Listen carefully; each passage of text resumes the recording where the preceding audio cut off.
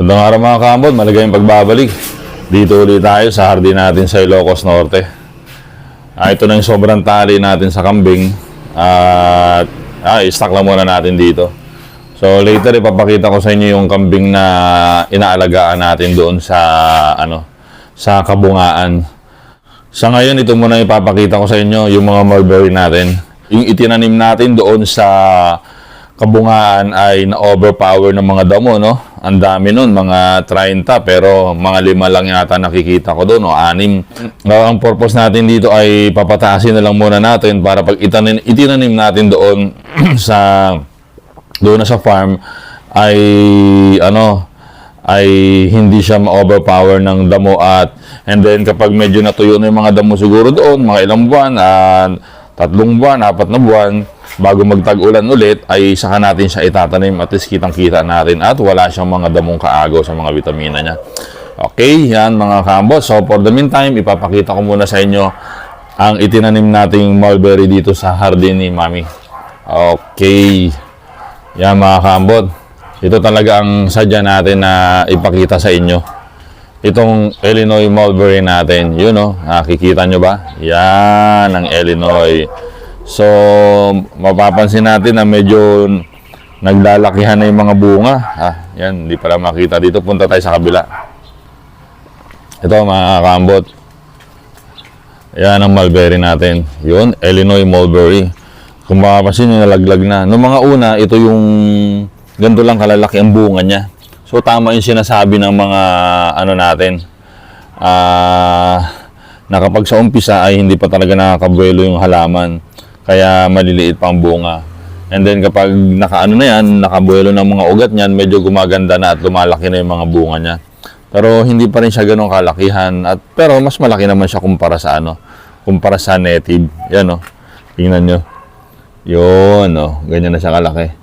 Kumpara nung mga nakaraan. Itong isa, mas malaki. Subukan nating tikman to.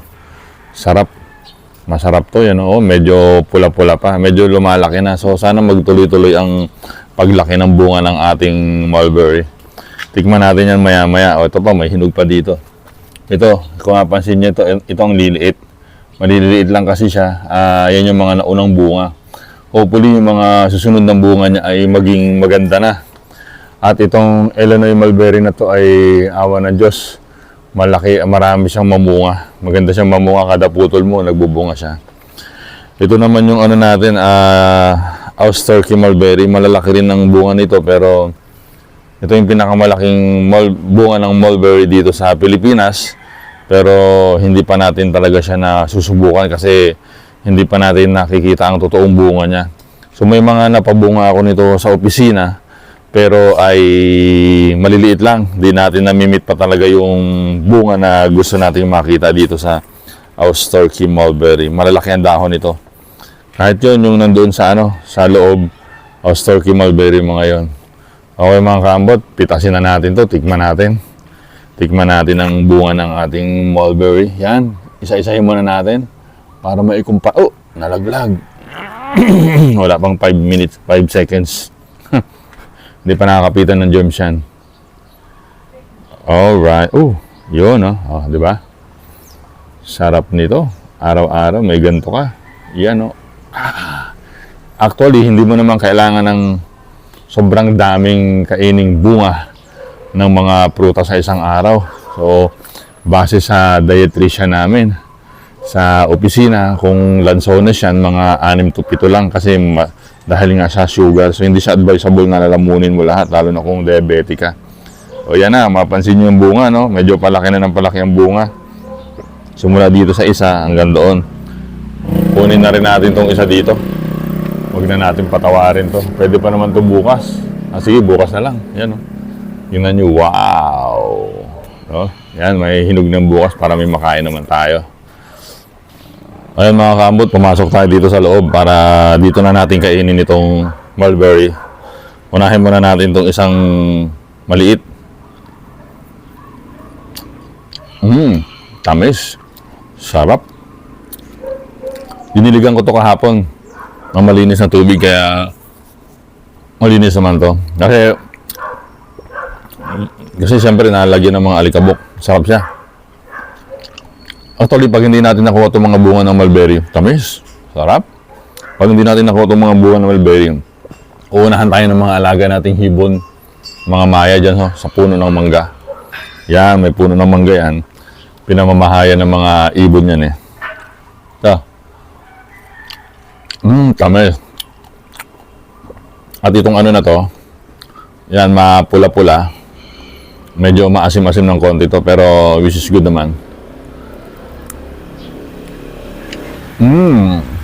Sa mga kambot. Maraming salamat sa panonood. At maraming salamat din sa sponsor natin ng Boya Mic. Shout out kay Miss Alona Serrano. Salamat At nagkaroon tayo ng magandang speaker para kahit medyo malayo ang ating camera ay hindi nasisira ang boses sa mic sa video natin. Naririnig pa rin ng malakas. Yan. Okay. Ay mga kamot, maraming salamat. Sana ay nagustuhan niyo ang video natin ngayon. Pinakita ko lang yan, pinasilip natin. At sa sunod na video, ipapakita ko naman sa inyo yung mga kambing at ang alaga nating pusa. Okay? Kung nagustuhan nyo man ating video, baka pwedeng paki-like, paki-share, at kung hindi naman abala, baka pwedeng paki-subscribe na rin. Until next time! Some things are not the same as they were a year ago.